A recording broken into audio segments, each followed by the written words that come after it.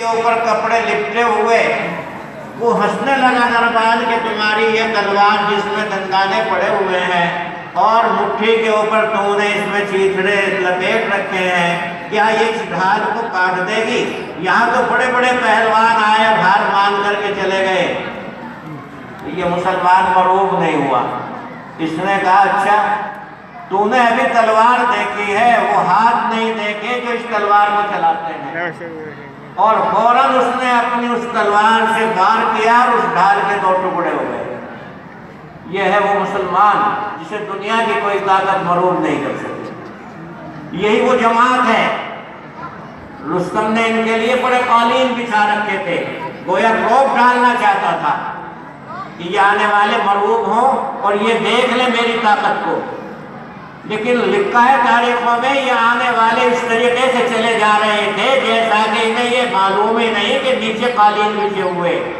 نیزے ان کے ہاتھوں میں تھے اور ان نیزوں کو گاڑتے ہوئے اس طریقے سے جا رہے تھے جیسا کوئی ریت کے اندر جانے والا جاتا ہے۔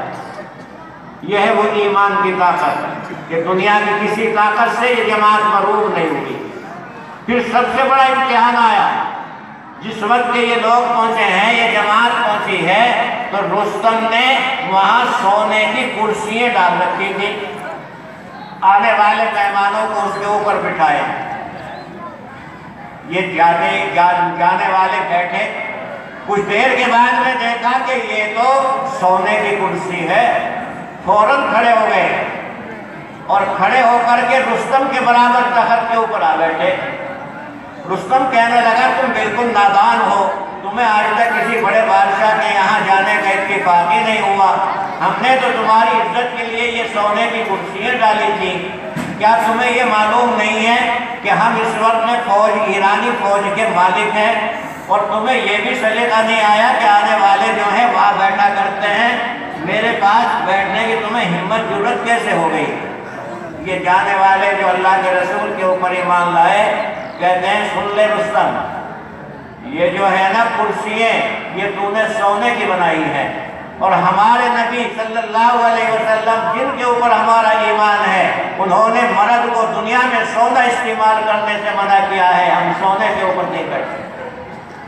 اور رہا تیرا یہ کہنا کہ آ کر کے میری برابر میں بیٹھ گئے، سن لے تیرے بلائے ہوئے آئے ہیں،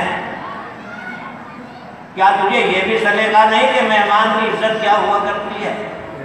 یہ رستم کے ساتھ خطاب ہو رہا ہے ان لوگوں کا جن کے کپڑے پھٹے ہوئے ہیں، بات چیت ہو رہی ہے اس جماعت کی جن کے پاس کوئی ہتھیار نہیں، جن کے پاپوں کی وجہ سے گوشت سوکھ چکا ہے، لیکن یہ جانتے ہیں کہ اللہ نے جو ہمیں طاقت دی ہے اس کا مقابلہ دنیا کی طاقتیں نہیں کر سکتی ہیں۔ اور پھر یہ کہہ کر کے یہ دونوں وہاں سے اٹھ لیے۔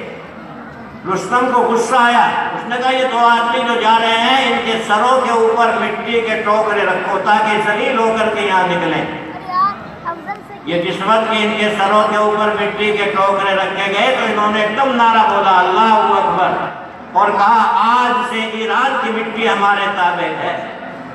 ہم انشاءاللہ آج سے ایران کے مالک ہوں گے۔ تو ایک ذرا سی بات یہ ذہن میں آئی کہ مسلمان کے اندر حوصلہ ہونا چاہیے، حوصلہ اگر ہمارا خراب ہو گیا تو ہم کسی کام کے نہیں۔ ایک اس کی کوشش ہونی چاہیے کہ حلال کا لقمہ ہمارے پیٹ میں جائے، اس سے بہادری پیدا ہوتی ہے۔ کمزوری یہاں سے آتی ہے کہ حرام کا لقمہ اگر جائے گا تو اس سے بچے بہادر پیدا نہیں ہوں گے۔ خیر وقت اب اتنا نہیں، ہمارے محترم حضرت مولانا محمد عرفان صاحب 2 سال کے بعد میں آپ کے جلسے میں تشریف لا رہے ہیں، اور ماشاءاللہ مجاہد ہیں، اپنے زمانے کے بہترین مقرر ہیں۔ وقت اگرچہ اب کم بچا ہے لیکن ہمارے مولانا مفتی محمد عثمان صاحب نے تھوڑے وقت میں پورا خلاصہ کر دیا۔ ایسے ہی امید یہ ہے کہ اس تھوڑے وقت میں مولانا کا بھی ایسا ہی بیان آ جائے گا۔